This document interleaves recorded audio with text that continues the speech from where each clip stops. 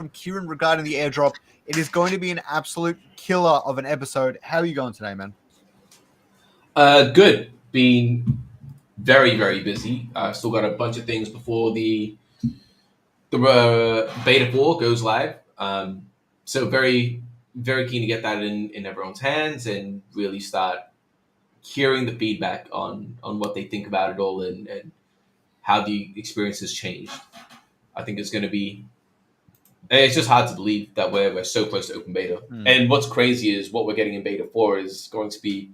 There's going to be a lot more that comes for open beta as well. So it's not.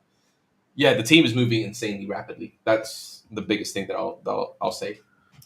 Yeah, and I think just so you guys know, Taron actually has to leave after about half an hour. So just keeping that in mind, he has to go. We are going to be speed running this a little bit, but it's going to be a really good breakdown. We'll slow down for some of the big hitters. But to start off with, we have some awesome leaks from Dimitri. We haven't gotten leaks in ages, but I'm really loving these ones. Here's a Monkia leak. Did you say that's Exalted Monkia? I don't know what it is. All right, love it. I've got this leak, which I can't remember what this is. Do you know what this is? I believe I do. Yeah, I think there's some conversation about it in Discord around that post. Yeah, I won't say what it is in case I'm wrong, but yeah, Dimitri's been smashing it out. And what's really cool as well, Skyrox, is me and you actually had a chat about the weapons yesterday. I think it might have been, or 2 days ago, and it was actually hinted at in the monthly leak video. So we can go into that a little bit more as well. Dimitri's been absolutely smashing it out. Yeah, I actually did a bunch of AI generation for an upcoming video regarding all that stuff, so we don't have to spoil it just yet if you don't want. But I've got some stuff in the works. Don't worry. Cool. I mean, I'll address it very quickly at the end when we watch the leaks. But I'm still very keen to see what your video is like. Yeah, I think the leak did include something along those lines, so I was happy to see that. I might include that in my video actually. Now that you've said it, all right. For sure. The next one is we got a leak from the Fennec Fox. I'm going to say this is the stage 3. Mm-hmm. There's just so much fur, and it's really funny because my girlfriend lives with a cat at the moment, and when I go over and the cat walks around and stuff, that fur gets everywhere. Anyone who owns a pet knows it's ridiculous, and I feel like this really encapsulates that. I feel like when you're hunting this thing down in the overworld, it's just going to be leaving a trail of fur. You'll never be able to lose where it's going. So I just can't believe that. I can't believe that these are the NFTs that we have. I was talking to a guy today, actually, this morning about he was big in the Axie space, and it's just crazy how far we've come. And once you start capturing these things, once with Beta 4 as well, the fact that what you capture is what you play in Arena, I think we haven't really seen that attachment yet. And I mean, we were talking behind the scenes about setting up a tournament as well. With this being the level of artwork, with this being the thing that you capture. The fuse, man, I'm just very, very excited. Very excited, very happy with how things are playing out. It's very, very positive sentiment inside the team and hoping that it's going to be well received publicly as well. I think it will be from everything I know. I think it's a big step up, and there are a lot of people already playing Overworld now with PV3. So I think it's going to do really well. I expect the testnet thing to be a little bit awkward, where everyone's spending free money, and so nothing really means anything, which is kind of funny. I expect that to be interesting, but there will definitely be a certain level of ownership or a level of proof, right? You'll be able to be like, even though it's on testnet and they're not your Alluvials really and not worth anything and stuff like that, there's certainly a thing like, oh, go check out my wallet. This is everything I've caught. And anyone gets a public record of all of that, or all of your progress in the overworld, which is still pretty cool and kind of a big part of the whole ownership thing. So I really like that idea. There's still attachment. Even though it's fake, there's still attachment. I mean, in one of our meetings we had recently, Kieran and Dick were challenging each other to an arena battle with the stuff that they've caught, saying that my team is better than yours. So that's already started to happen, and I'm sure we're just going to see it happen on a larger scale when the public gets their hands on it. I expect the arena side of things to be really fun. I'm actually very excited for that. So, which is why I'm really pushing you to do that tournament. Yeah, it'll be absolutely crazy. Like getting a ram fire within the first week or two of the game launching will be very, very difficult, and so it'll be hard on that grind. All right. Here we've got the little panda. The Alluvial I'm going to be prioritizing because it's a tier 1 in the upcoming PB4. Because Shock is probably my second favorite synergy to Magma. Mm-hmm. And this video didn't want to load. I love his eyes. So perfect. This entire line is very cool. And that's another thing. It's going to be very, very cool to see all of the new Alluvials kind of put into the world as well. Because not all of the Alluvials are available currently. We are going to have them all, including the mammoths and things like that, which we haven't seen yet. Oh, for sure, for sure. Here's this next one here is really interesting. So Johnny says that the fuel exchange will be tested throughout PB4. In this, he's referring to the Illuvium Zero linking up with the rest of the world, as well as internal environments by QA team and external testing team. The IC connection as part of the fuel exchange is being tested internally and by external testers, but will not be live throughout PB4. However, we would like to release it to the public on the testnet for some period of time before releasing it on the mainnet. So they're hoping to get this ready basically before mainnet kicks off, which should be really, really interesting. And obviously they might have bugs to fix and stuff like that as well. So it's good to see they're really pushing forward with Illuvium Zero. Yep. Right. Yeah, I don't have much to say. The next one here is that IS is assumed to be in. Obviously, everything can change. Nothing is ever set in stone. But it sounds like the build works on both mobile platforms and everything like that. And iOS, the game coming to iPhones finally is going to happen, especially for free-to-play launch and everything like that. So looking forward to all of that. I know a lot of people have been waiting for it to go onto iOS. I won't lie. If we do get it in iOS, I might buy myself. I can't believe I'm saying this. But I might get like an iPad mini or something just so I can have in front of me as an additional screen. Just have that on at all times. That might be a cool idea. It's a complete waste of money, but I mean, for the cause. For the cause. Oh, I'm getting a new phone for my birthday in like a week. So I'm looking forward to that. Cool.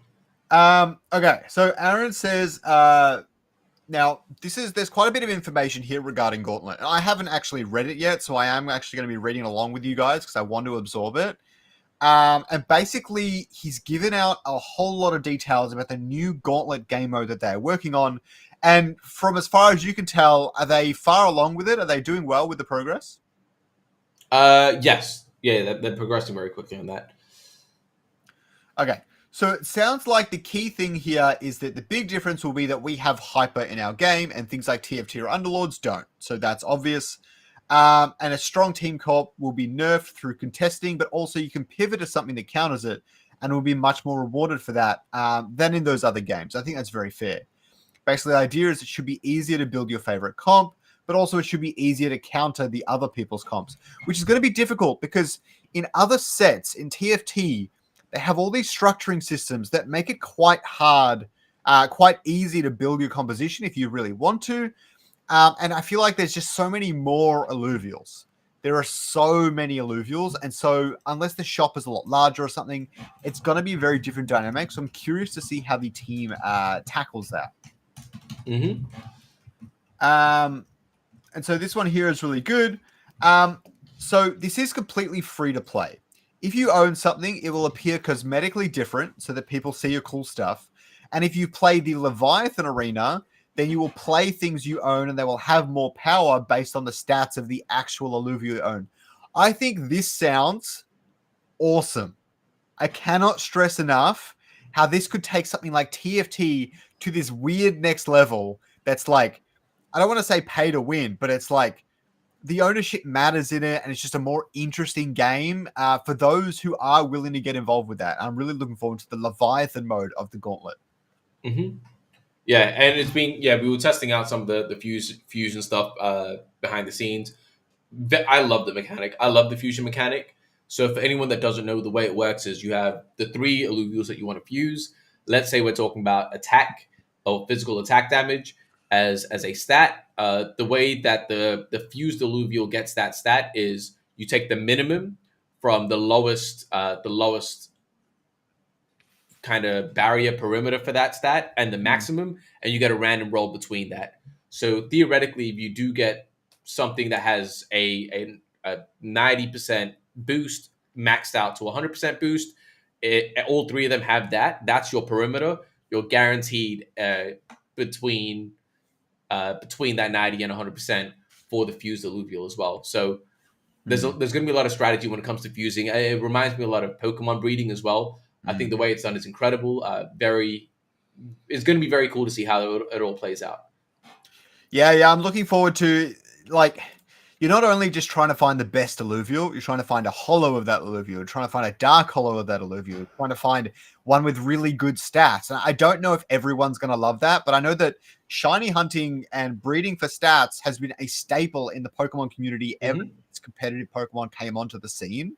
Yeah. So I just know that there is a community of people out there that love this stuff. They just do. Yeah. And I'm looking forward to seeing how the Illuvium community reacts. So For sure. I'll quickly answer this question from Charles. Charles said he's new to crypto and he owns 3.5 ILV. Congratulations for that. Can someone please explain to me what the game has to do with the crypto? Now, firstly, it's a governance token. You can vote in the elections and things like that. But the core thing behind Illuvium, especially as a difference to other projects, is Illuvium has a mechanism called revenue distribution. 100% or 95% of revenues, in-game revenues that go to the DAO will buy back the token and then distribute it to those who are staking. So that is the primary thing. And in theory, if there's a lot of revenue, then there's a lot of buy pressure. And I'll just leave it at that. Okay, so the next thing we've got is some questions from Aaron. Welcome, Web3 and James Wood. There's some questions from Aaron, and he's answered all of these. And I want to go through, I don't know if I should go through them one by one, but let's start off with this one at least. Does a shared deck mean everyone has unlimited access to it, or will a chosen card be taken out of play? They buy items from it when you have something that's out of the pool, meaning the odds of finding the same thing again are lower.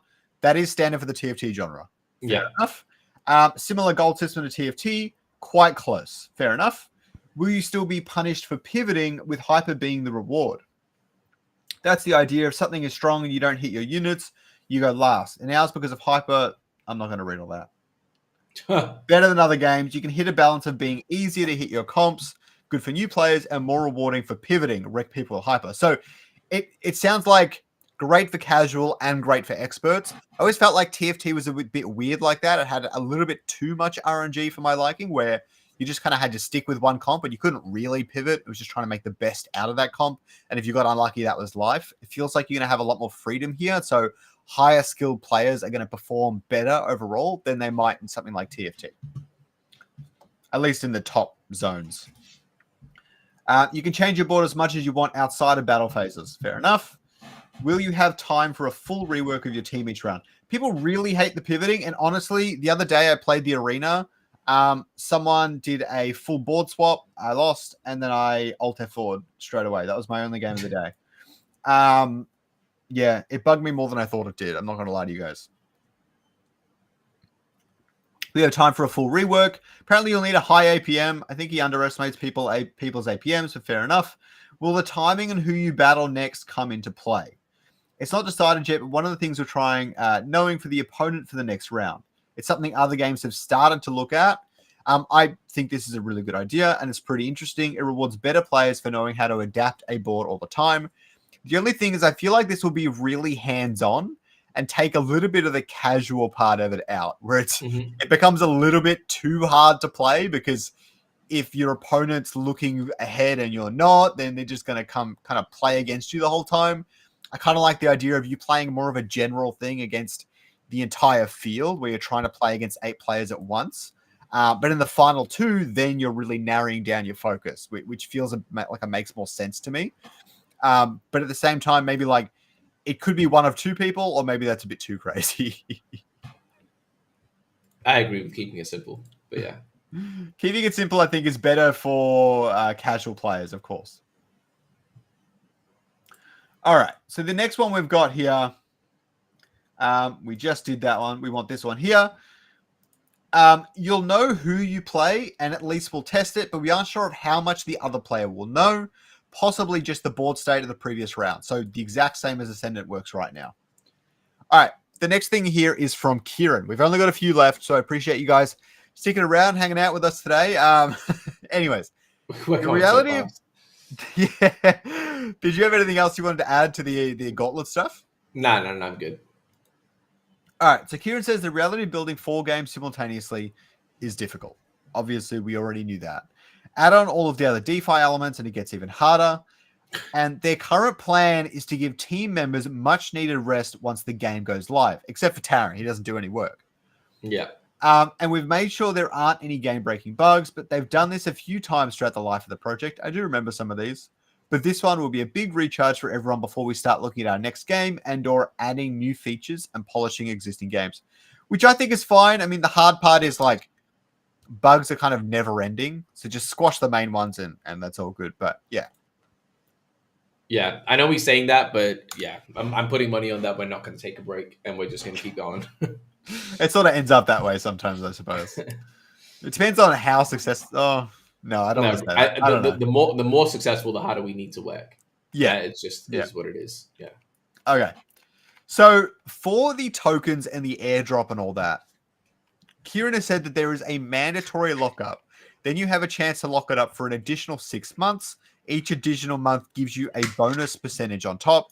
I think this is a decent solution to the vesting problem. That being said, we don't know how much is going to be released off the bat. If this mandatory lockup is, and how long this mandatory lockup is going to be for. So that should be really interesting. Yeah, I think more information about this is scheduled to come out very, very soon.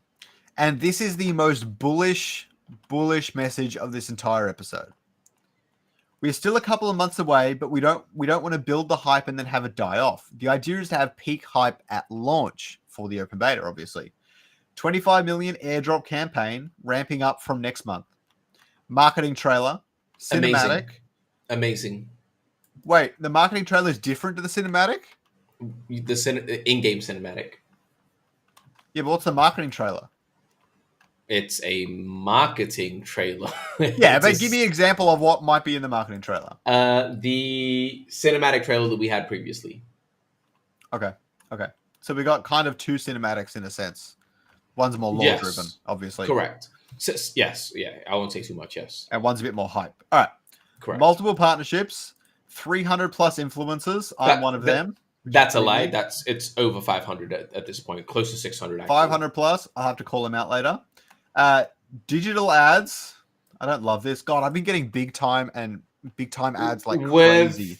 It's starting to something that I'm very, very happy about is based on the registration numbers. I'm not a big fan of digital ads, Facebook ads, things like that. I think they're going the same way that billboards and TV ads are going in terms of the effectiveness. And I mean, even if you look at influencers pre-rolls, that used to be the thing a couple of years ago.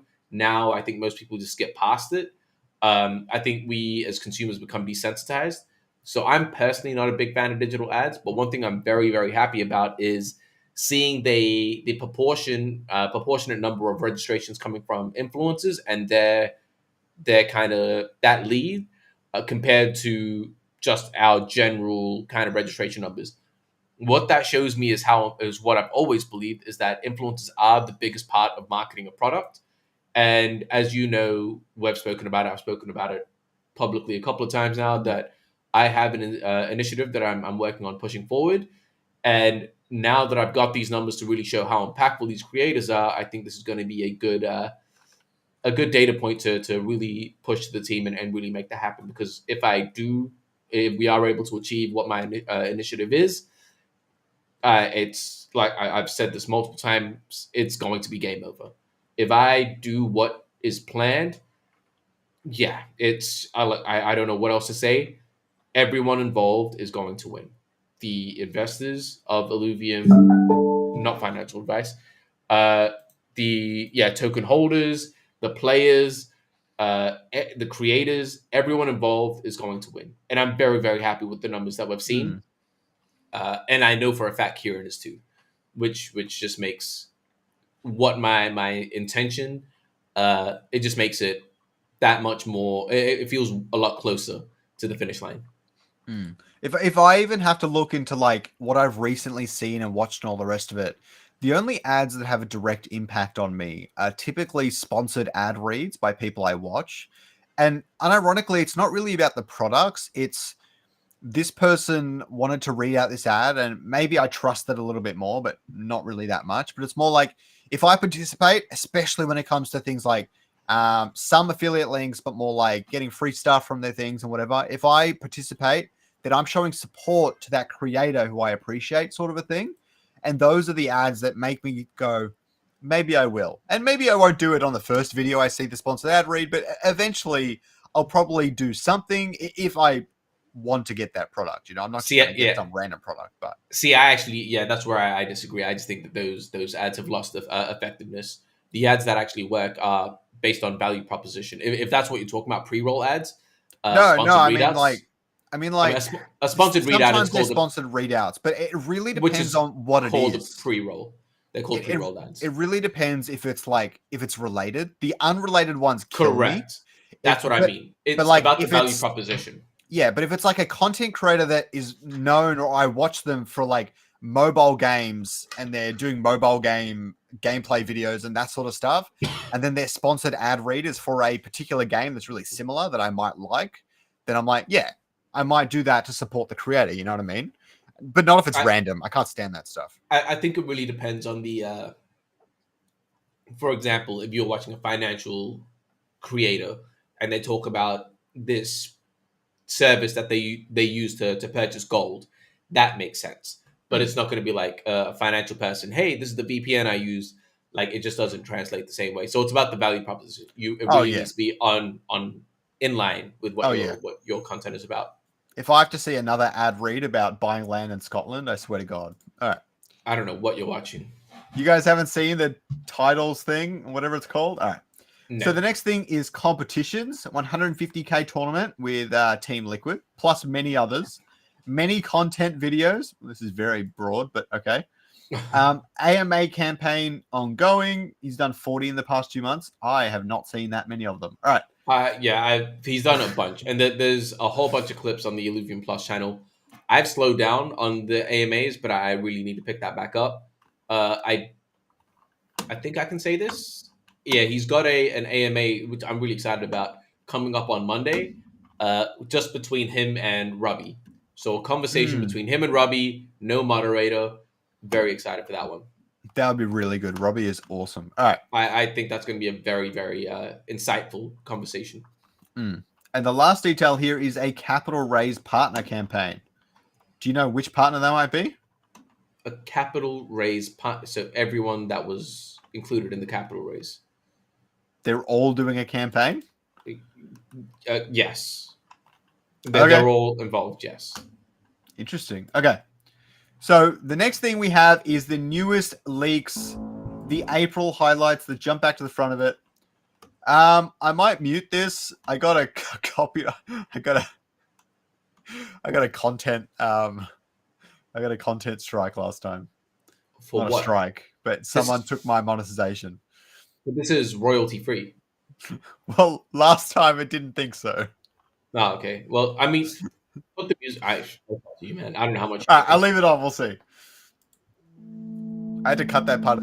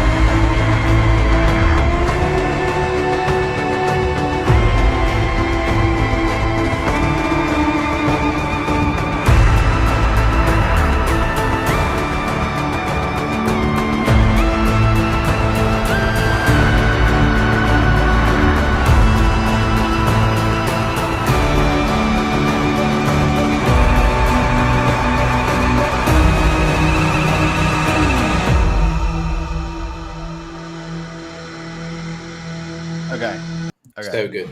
I had seen that, but it felt like I watched that for the first time because clearly I missed a ton of crap.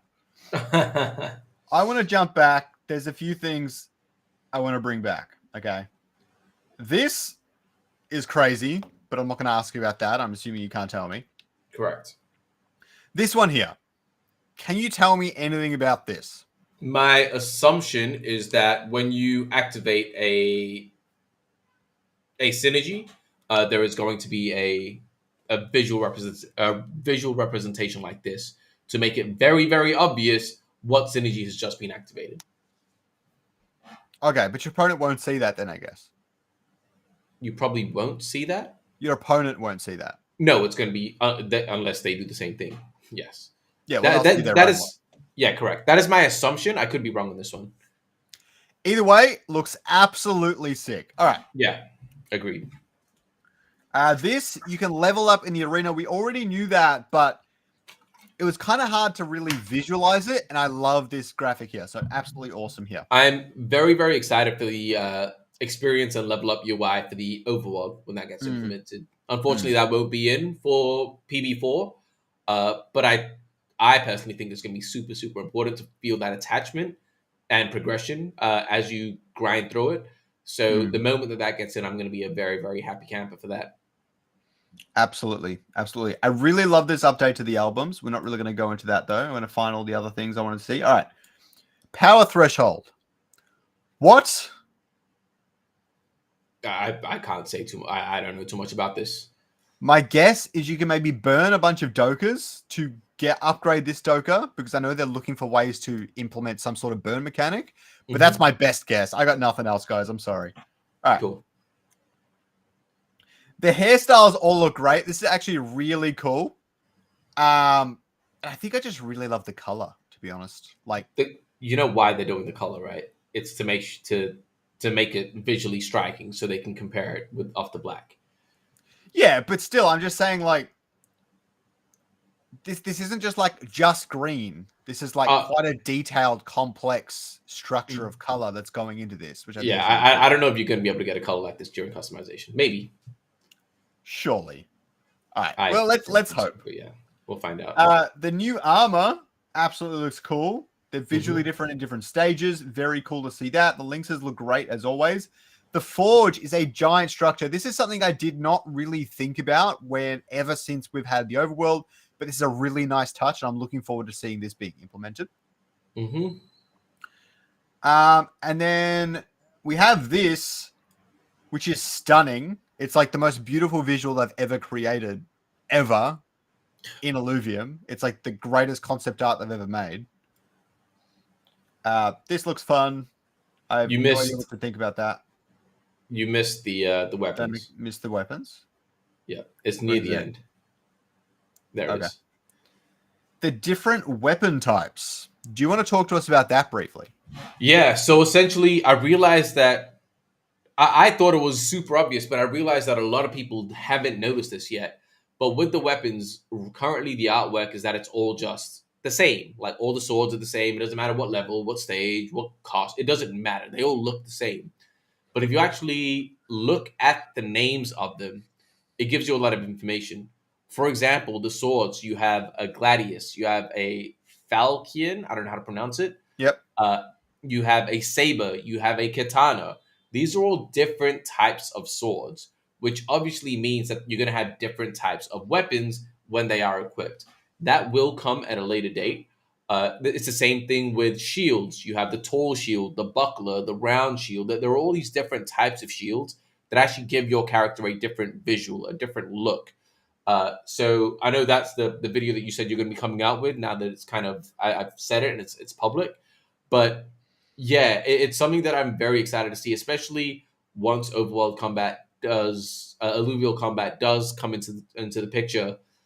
Having a different shield, having a different weapon with you, the different kind of staffs, I think that's going to really add to your experience and make it a unique user experience for yourself as well as a unique viewing experience if you are a content creator or something like that, where it's, okay, I know Scarix plays with a katana and maybe Jim Barina plays with a shotgun.